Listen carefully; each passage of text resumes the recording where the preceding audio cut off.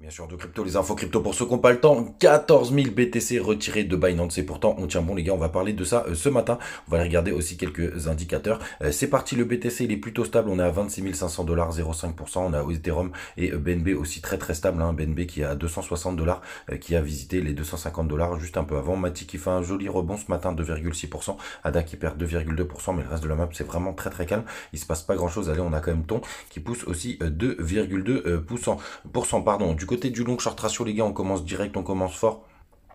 On a des personnes qui sont en train de rentrer en short, ce qui pourrait nous faire, pourquoi pas, un petit mouvement, mais malheureusement pour l'instant, ça achète vraiment pas encore sur le spot. Regardez comme c'est assez impressionnant, l'arrêt des achats sur le spot là, après un énorme pic, on est vraiment en chute libre. Donc là, pour le coup, c'est un indicateur, comme je vous dis, que je regarde de très très près, puisque bien évidemment, il faut des achats spot pour que le cours reprenne un peu de couleur.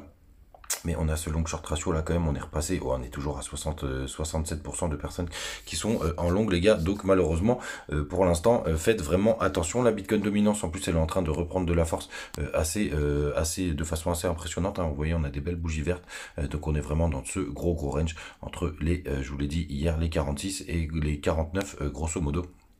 On va voir ce que ça va donner, même si je pense qu'on est proche de quelque chose, on est plus proche du début, de la fin que du début, en tout cas de cette correction et avant bull run. On s'en approche petit à petit.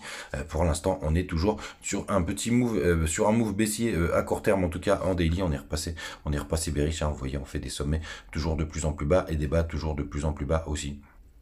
On n'a pas encore visité ma target principale que je considère en fonction des scénarios qui est, comme je vous l'ai dit, au 23 300 $ jusqu'au 21 500, et l'autre scénario un peu moins bullish à long terme, mais avec une plus petite correction, puisque vous regardez d'ailleurs, si par contre on a touché la première target, un retracement de Fibo de 0,5, c'est pas un retracement de Fibo d'ailleurs, c'est un retracement de moitié à 25 370, on l'a touché parfaitement avec cette petite mèche juste là, vous voyez, c'est chirurgical, mais j'aimerais bien quand même qu'on aille visiter ces petits 24 000 $ qui serait pourquoi pas aussi une très très bonne zone de rebond.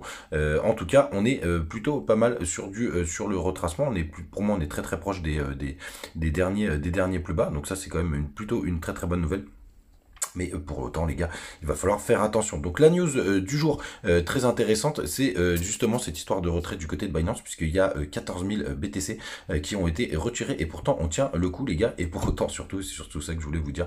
Regardez, c'est ici, on a retiré 14 000 BTC depuis l'attaque de la SEC, et pour autant il reste encore énormément de BTC, puisqu'il en reste 675 000 sur l'exchange, donc on est plutôt pas mal. Passez une très bonne journée du côté de TikTok, on continue sur YouTube et Insta pour le coup. Donc vous voyez, on est plutôt pas mal, il y a toujours autant de BTC du côté de Binance. Donc moi je peux pas vous dire de pas stresser, de pas vous dire que ça peut être compliqué, surtout avec ce qui s'est passé sur FTX.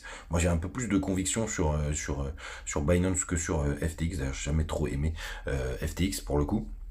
Et Dieu merci, j'avais pas des fonds quand tout est parti en vrille, hein. Je jette pas la pierre à ceux qui en avaient, mais j'ai vraiment une beaucoup plus grosse confiance en Binance. C'est peut-être une erreur, peut-être que malheureusement je vais me faire planter comme tous ceux qui étaient sur FTX, mais j'ai un peu moins de crainte du côté de Binance. Mais ça n'engage que moi les gars, si vous pouvez évidemment mettre vos fonds ailleurs, de toute façon il faut très peu les laisser sur les exchanges. Ce que je voulais vous montrer aussi, c'est du côté du SP500. Pour le coup on est toujours bullish, même si on est sous résistance, hein. Pour le coup on est en train de tester des nouveaux plus hauts, mais pour l'instant on n'a aucun signe de retournement baissier, hein, même sur aucune des time frames, hein, en 3 jours, en daily et en weekly. Donc ça c'est plutôt sympathique, parce que ça nous fait une pression, enfin ça nous évite une pression sur le cours des cryptos. Et par contre du côté du Nasdaq, ça commence à mon avis à freiner. Et encore non, en daily on est toujours bullish, hein. On a eu un petit retracement hier, mais rien de bien méchant. Pareil, heureusement que le Nasdaq et le SP500 sont plutôt bullish, sinon à mon avis on serait allé beaucoup plus bas. Du côté du BNB, mais ça je vous l'ai partagé hier, on n'a pas fait de nouveau plus bas, hein. On a retesté des zones qui sont assez intéressantes, mais regardez, pour le coup on a un très très beau W qui s'est formé. On est en train de retester le V-bottom qu'on avait ici en daily. Donc là pour le coup les gars, pour l'instant tout va bien. Du côté de l'art chart, hein, c'était un gros retracement, c'est normal avec tout le fait qu'il y a eu. Du côté de Binance US, il y a eu suite aux sanctions, les retraits en USD, c'est Binance US les gars, hein, c'est pas pour le reste du monde. Les retraits sont suspendus, les retraits et les dépôts à partir du 13 juin. Alors moi ça me choque pas, c'est même arrivé en France hein, pendant quelques mois, je crois que ça a duré quasiment un an, on pouvait plus déposer et retirer en euros. Pour le coup, c'était très très chiant d'ailleurs, puisque vous le savez, moi je l'utilise Binance comme un compte bancaire. Voilà les gars, vous savez tout. N'hésitez pas à me laisser vos petits commentaires et à vous abonner aux différents canaux Telegram, Twitter, etc. Et je vous dis à demain, ciao.